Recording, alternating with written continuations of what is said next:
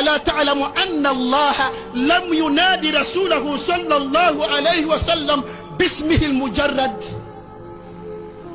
بل وقد نادى على كل الأنبياء بأسمائهم المجردة، فقال تبارك وتعالى: يا آدم اسكن أنت وزوجك الجنة، يا نوح اهبط بسلام منا وبركات، يا إبراهيم قد صدقت الرؤيا، يا موسى لا تخف، يا يحيى خذ الكتاب بقوة، يا زكريا إنا نبشرك بغلام اسمه يحيى.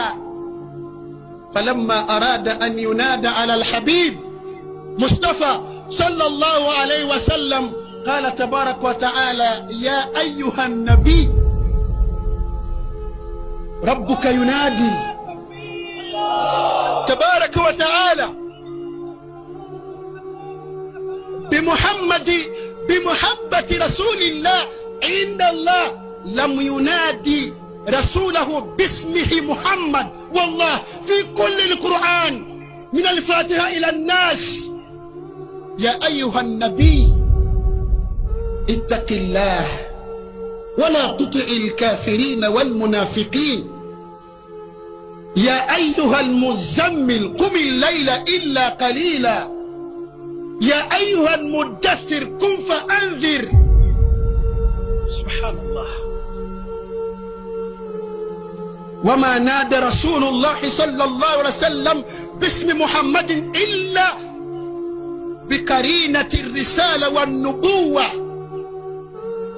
فقال تبارك وتعالى: وما محمد إلا رسول. الله أكبر. وما محمد إلا رسول. سبحان الله. ما كان محمد أبا أحد من رجالكم ولكن رسول الله وختم النبيين. الرسالة والنبوة مع الاسم محمد صلى الله عليه وسلم، لمحبة الله لرسوله صلى الله عليه وسلم.